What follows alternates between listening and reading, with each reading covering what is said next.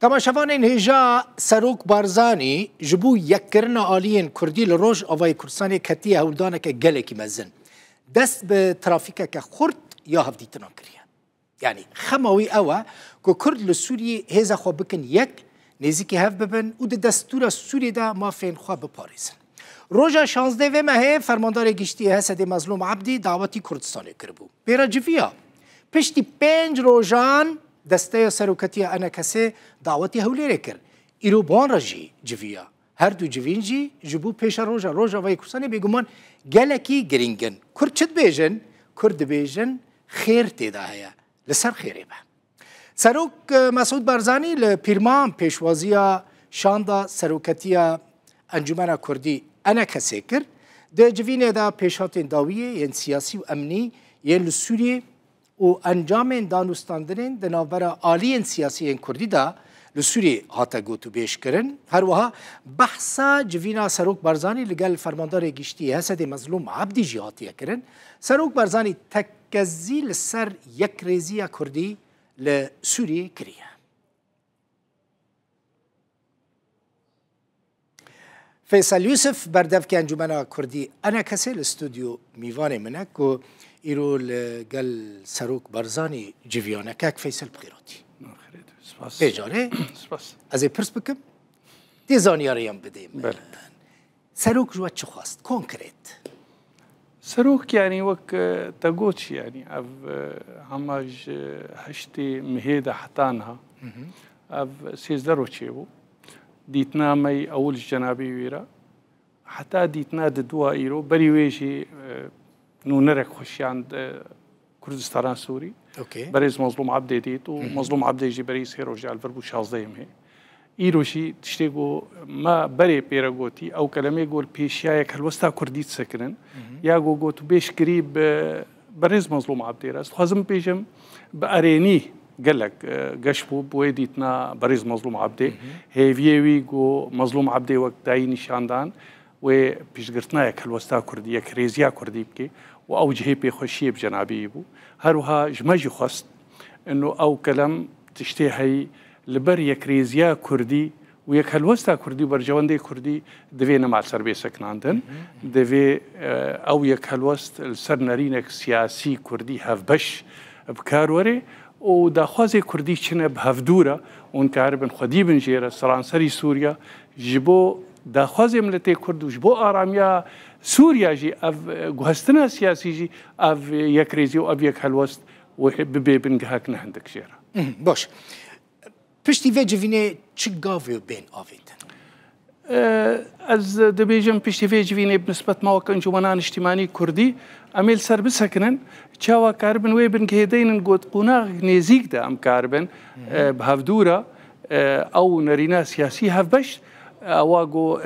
برجوندی ملتی متیده ام کاربن کار بینن و ام کاربن به هفدوره جی چوا او آلیاتی گو ام کاربن به هفدوره جوی نرینه را کار بینن سرانسری سوریا ده به هفدوره مل بمل. باشه. هونی کنگی لگل پیانکی یا پیاده یا جی مظلوم عبدی بچفن؟ یعنی از دخوازم بیجم زلال یعنی 2019 2020 دست پیش خریه بریز مظلوم عبدی بو و بچافدیریا امریکانه هر وقتی بری ملوای وقت شوا جناب سرک مسعود مظلوم عبدی جرید بریز مظلوم عبدی و امریکان و ایدی تریجی ام جدیدن ایروجی از بینم جنابی ویناد سروا مسئله اری راسته تکلیه ما وقت انجمنان اجتماعی کردی پیرنه لی برجوندی ملتی کرد سر هر تشتیرنه وقت مجیجی فهم کر ایرو خوا سروي مسألة تمام يرد بيني خد بيني خد يملتي كرد نمسألة أنجومنية تانية نمسألة بارتيك تانية تمامي سروي أساسي أزدبيجم يعني دفقرامة دمك نيزيك دا أمي كاربن بريوينا بريز مظلوم عبدي بينن وقافيد دوا سياشنا أم بافيجن لي أزدبيجم أمي قلق دروجي كندا كاربن في مسألة ند يعني ويدريش نبي كاربن على سريب كاك فيصل يعني ادي دنابرا ودا او برسكريكو او بروبليم نمان ادي ون بحث وان برسكريكو استنجيانو شرط مرجان ناكن ادي وبري خدايا اليه كيدن بهفر يعني لقال اليدن لقال بيانكي ام دبيجن يعني بري بريز مظلوم عبديت 23 ها 12 جمديد و بيرجي أمي ببينن وبشعفديريا أمريكانا إيجو جافن باش ما آفيتي لفكرني ده برين هذا إيروجي أم دبيجن هنجي تشرطوا مرجي مانا يعني إنها تشرطين بيش وقت يعني بدن بيشيوان أو بدن بيشيوان نما دي مروف قرابيجا والهفكر نا از دبيجم يعني أمي بهفدورة نرينا كردي هفبش أم كاربن كاربينن او نرين شاوا ام كاربن ريجي ربين جو شاوا بهفدوره سرانسري سوريا ام هرنا جنافي بنافي شاندكي يبش اوايبي ودبر يعني او كلمه جو بريجي هبون ام سرب سكن جو برا افكرنا ما نيا شارو جابي هيفكي باشا والسر الويكل هفكريك وشاند كانجي بتش شامي و كي سروكتي شاندي بك يعني استخازم بيجم دروجي يعني روجن كندا امي كاربن دياروكي دست بي بكن جو امينا بكار بين جيب بكن وام جملتي خربيجن افن نرينيما او شاند كانجي يعني ام كار هاتن دوي وقتي دا امي روجي زيدا درباس نكن جو ام بري خبدن شامي وغيري شامي جي بيكاتي سوري تمالي كاك فيصل هون السر ارمانجا خويا استراتيجيك لقال مظلوم عبد الهاب بكر مثلا هون فدراسيوني دخازن او انا لا مركزي دخازن مثلا الهام احمد دقوت امجي فدرالي دخازن مظلوم عبد دقوت لا مركزي هون سيرفي مسألة قد بسروك برزاني راه خفين كون يعني سروك مسعود تشتك هياد بيجي وايروجي تكازيل سرويكر تشتي اون بهفدوره بدون بسطينن يعني ولفكر ونكاربن لف بكن اون ياغو امي بشتغرتنا هيكر مثلا اول تشبش جريا وابك مثلا سروك برزاني بيت شوا بشتغريا يعني بشتغريا ما يعني وك سروكك كردي ايرو خدي بروجكتنا توي كردي بشتغرتنا متكي بقاسي بشتغرتنا مظلوم عبد يجد كيد في هالوستيدا بقاسي تيكلينا في دولتيجي جو اف يكريزيا كردي بنجها كجبو جو هستنك سياسي سوريا دا هر وقت دنجي خد جهني دريا شندري خورا دريا مبعوثي خورا دولتي درو دورا هاجر بريز كاك مسرور بي هاجر كاك نيشيرفان بي تمامي جو بيزغريا يكلوستا كردي يكريزيا كردي وجو ديارد بي وتيخو ياكرن جرانيه خو جنابي داني جبو بيزغرتنا ما في ملتي كرد سوريا دا وارامي جدن درو سوريا دا باش برسكدن كرد مراقت كم براسيل بندينا لشكرين روج ودرباسي روج افاي كردستاني ببن إما أم دبيرن قناق إيرويا قلق جرينجي جو أم سرت سكنن مثلا نرينا كردي باش ياغو دا خوازي ملتي كردن دروي سوريا دا شي أم لف بكن أمي تشاوا كاربن و تشتيغو أم بي دا خواست كن إيرو دندروي سوريا دا تشاوا أمي بنا شريكي جوهرتنا سياسي دندروي سوريا الجور وي تشتيغو تي خواستن أمي لفرونن يا هري أساسي أم لف بكن وك دا آلي كردي بريز مظلوم عبدي وأم بهفدورة كاربن قاف يا هرد تشتي أول أم بهفدورة بكن قافي دي تريجي نابي سببك وأم سرنا سكن باشا كاك فيصل هوني بشت قريا هسدي بكن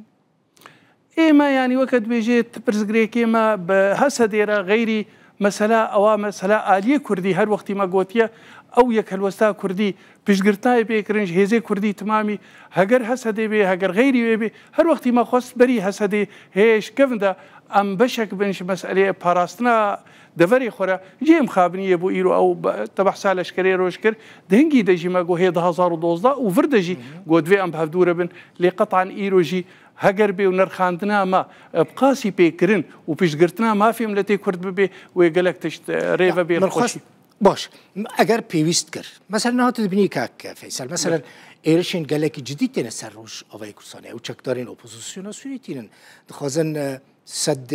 تشرین درباس کن قرقوزاق درباس کن درباسی روجلات فراتی ببن که درباس بون مترسیل سر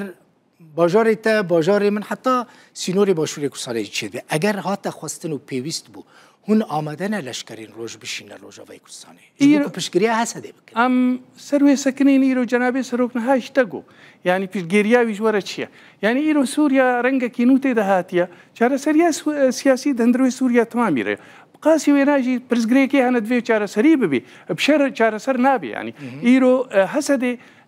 ديجيتيا داعش كرو داعش كان القلق جها وملتي مجي يعني شهداء دوينادا داني دفيو نافريرا إيرو نا وقتي الشرايا وجارك دي تري أفرنجي قود بي جنابي سروك يعني كاربي وك دكيجي وكاربي بربي بديجو آراميك شيء بيجرانتيك شيء بيجو شوا ملتي كرد برا بيباراستنش إيريشا وتعدلين إيه ليه ما تقدر إيرشت كنت تبيني مثلا هەڕۆژ سڤیلان بۆمبەباران دەکەن بە درۆنێن خوا ئەمشات و حەمزات و ئەف فەرقە مەرقەیەندنن هێوی دارن ئەو مەسەلە بداوی بێ دوێ لەفکردنامەدا ئەکید ئەمێ سەر بسەکرن چاوە ئەم کار بن خۆ بپارێزن چاوە ئەم کار بن ناما خۆ بگێنن ئەمریکانە ئەم بگێنن فرانسیا ئەم بگێنن ترکا ئەم بگێنن دەوڵەتی عەرەبە نۆ ئەم کورد ئەم خودیە نەرینەکێنێت سووریادا سووریا گۆبرا دیموقراتی بێنە ناوەندی بێ ئەم کار بن بەرژەوەندێ دەوڵەتا خۆ بکاربێنن و ڕێزگرتنش ئالیە دیرەوە قاسی گۆ ئالیە دیژی ڕێزگرتنێ بکەن و شەر بێ سەکناندن سەر دەڤەرێمە ئەوا گۆ ئەوایەک ئەمۆ کوردی سووری جارێکی ددووە سیامێت بێ باش تشتێکی دن هون گەیشتن وێ قەنەعاتێک و ئەدی پێویست ناکە هون ناوە ئەتیلافێدا بمینن ئەم ئیرۆ بین ئەتیلاف وەختێک و هات دیارکردن بە شۆڕشا سووری هات دیارکردن پرۆگرامەیە تمام گرێدای بوو برەوخانە ڕێژیمە ئەسەدرا و سەروی ئەساسی ئێمە وەک کورد وەختێ ئەم تەڤلی بوونش بەرگۆ دەعالی تەنیا بوون ڕێژیمە بوو ئۆپۆزیسیۆنە بوو ئەمریکان ئێرە ئەو ڕۆبەرت فۆرت ئێگوهاتی دەڤەرامە هەر وەختی گۆ دەعالی تەنێنە سەروی ئەساسی ئێمەژی ئەم دەرباس بوون مافێم لە تێمە و مەبەرەوانیت بەردەکرد لە ئیرۆژی پشتی ڕەوخانە ڕێژیم مەسەلا ئەتیلافی ڕەنگەک دیژێرە تێنیشاندان مەسەلەی لەشکرا تێدەنەمان مەسەلەی سەرخوا تێدەنەمان ئێمەژ وەک ئەنجومەنانی نیشتیمانی کوردی جیڤاتامای نێزیک ئەمێ سەروێ بسەکرن بەرژەوەندێم لە تێمە تێدا چنە ئەمێ سەروی ئاساسی بکەن هونێ دناوە ئەتیلافێدا بمینن یان هونێژە ئەتیلافێ دەرکەن یعنی ئێمە نسبەتمە بەرژەوەندێمە حتا وەختێم دەرباسی ناوە ئەتیلافی بوون دەهات گوتن ئێمە دەوێ بنگەهاکمە مینەسەکمە کوردی هەبێ ئەم دوی وەختیدا نهات قبولکردن دوی وەختیدا کەسێ ناودەوڵەتی گوتن ئەو دوێ ئۆپۆزیسیۆن و ڕێژیم تەنێبێ ئیرۆژی وەختێک وەنها ئەمبەر پێدن و جەنابێ سەرۆک یەک هەلوەستی ڕێزیا کوردی هەگەر ئەو بوو دەبێ گەلێک تشتێتی ترێتێ ناوبەرێ گۆبرا ئەم وەک کورد هەنگی وێ هەلوەستێ مەچ بن چما ئەزوێ پرسێ دەکەم نەها ئەزوێت خازم بزانم کاک فەیسەل سیاسەتمەدارێکی خۆدان تەجروبەی هون بێتر نێزیکی ئەتیلافێنە یان بێتر نێزیکی هەسەدێنە ئەم ئیرۆ نێزیکی بەرژەوەندەی ملەتەی خۆنە بەرژەوەندەی ملەتی ملەتێمە ئەوایەک ڕێزیە ملەتێمە داخوازی ملەتێمە چاو ئەم هەفتوورە کار بکەن هەندروی سووریادا ئەون بەرژەوەندی ناوە ئەتیلافێدا پاراستیە ناوە ئالیین دنین کوردی زیاتر ئێمە ئەم دەبینن یەک هەلوەستا کوردی یەک ڕێزیا کوردی بوو و داخوازی ملەتێ کورد و بەرەوانیت بەردە سەرانسەری سووریا و کەسێ ناودەوڵەتیدا ئەوە یەکەمیل پێشیامە و دۆسێ ئەمێ بۆی بکەن ینی ئامادەکاریش بوو کۆنگەرێکە نیشتمانی یا کوردی تێکردن هون پەیەنەکە ئامادەکاری ژێرتکە هون هاتنە داواتکردن یعنی ئێمە نا ینی مەسەلا داوەتێش بەرگۆ ئیرۆ مەچار کۆنگەر چێکردنەوە ئەنجومەنانی نیشتیمانی کوردی بناوێ کۆنگرێ نەتەوەی کوردی ئێچارە ئەو 2 ساڵ چێ بوو